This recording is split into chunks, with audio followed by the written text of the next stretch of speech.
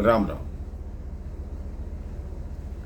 कहते भगवान ने हमें अनमोल शरीर दिया है, लेकिन अगर इस शरीर को हम अच्छे से देखेंगे नहीं, इसकी संभाल नहीं करेंगे, तो ये शरीर तो मिट्टी का है, मिट्टी में ही मिल जाएगा। किसी देश में एक राजा थे, उनका एक ही पुत्र था राजकुमार। वो बड़ा ही नटखट, बड़ा ही चंचल था। जब वो 13 वर्ष का हुआ, उसकी शरारतें इतनी बढ़ गई। एक दिन राजा को इतना क्रोध आया कि सारी प्रजा को परेशान करता है, पूरे घर में सारा दिन उल्टी सीधी हरकतें करता है, इसको मेरे राज से निकाल दो। उस एकमात्र पुत्र को भी अपने राज्य से देश निकाला दे दिया।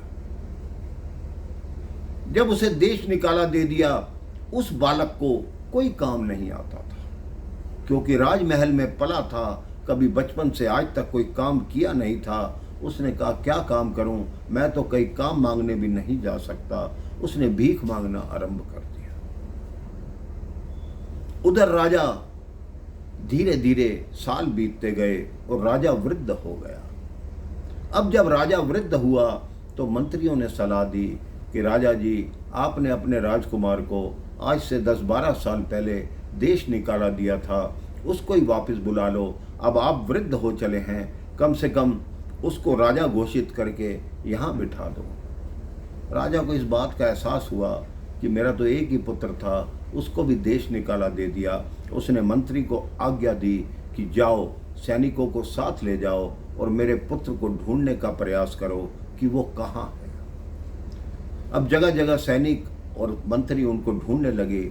आगे जाके एक चौक पर देखा कि एक भिक्षा मांग रहा व्यक्ति दिखा। जब मंत्री ने उसकी आंखों में देखा तब उसको लगा ये चेहरा कुछ जाना पहचाना है।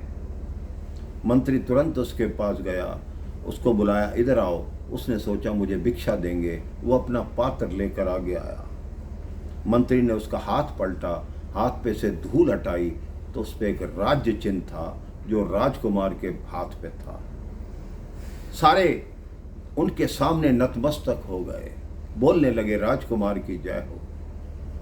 अब तक जो भिखारी था, फटे हुए कपड़े थे, उसे एहसास हुआ कि मैं तो राजकुमार हूं।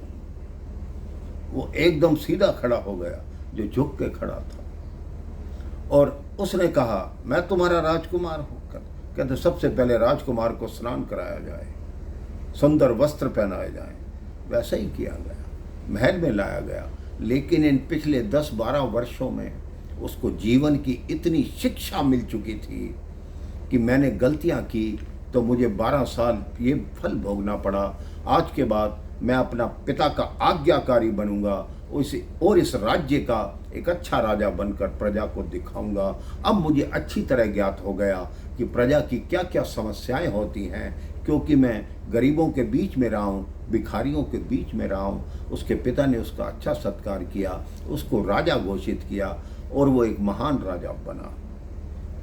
तो भगवान ने भी जो हमें शरीर दिया है मेरे भाई बहन, वो राजकुमार का शरीर है।